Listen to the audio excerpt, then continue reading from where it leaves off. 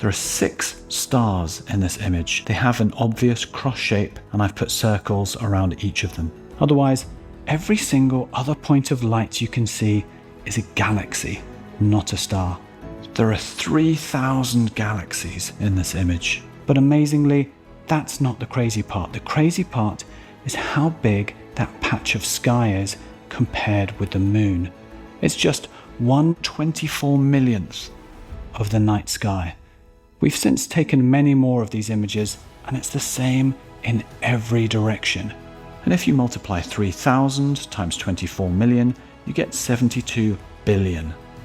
We just take the number for a patch of sky and multiply it by the rest of the sky, because wherever we point Hubble and others, the density of galaxies is the same. We've since taken slightly better images, so 72 billion has been pushed up to about 200 billion. We can see about 200 billion galaxies as a bare minimum with current technology.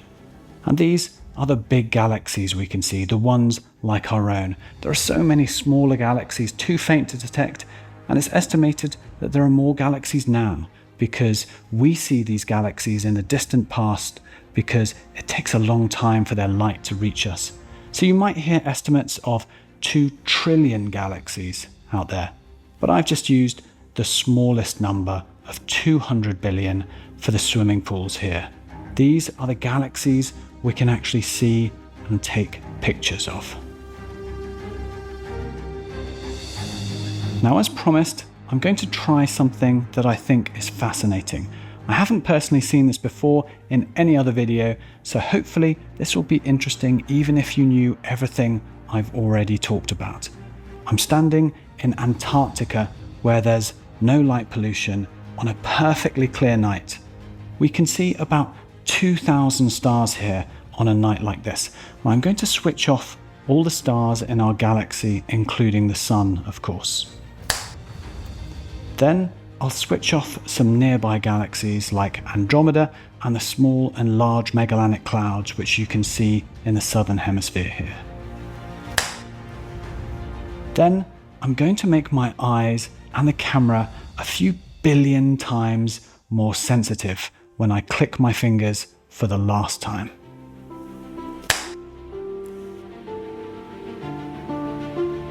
So this candle is ridiculously bright and melting my face off, so I just need to... So this is the night sky behind our night sky. There is no sun, so this is not daytime, and there are no clouds in the sky. I've applied the patches of galaxies that Hubble has imaged to the whole sky. This is a simulation of what those 100 billion galaxies look like. It's 100 billion, not 200, because I'm only looking at half the night sky here. These are half the galaxies in the swimming pools. We always think of space as black. To our eyes, that's what we see. But the reality is, wherever you are in the universe, however empty it might look, you are wrapped in the light of hundreds of billions of galaxies. If you could just amp up the brightness, the universe would look like a grey blanket of cloud. This is out there, right now, above you, around you, as you watch this video. It's just like this exact density of galaxies, hiding in the shadows of the depths of the universe, behind the dazzling stars next door to us.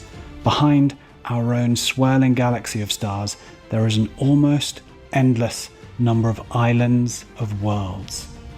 Shakespeare said, "It is not in the stars to hold our destiny, but in ourselves." And we did just that.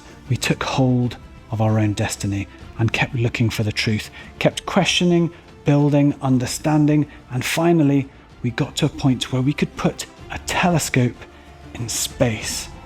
Science forged our destiny, and we reached beyond the stars to find a universe of unimaginable size. We are so lucky to live through a time where we found this hidden world.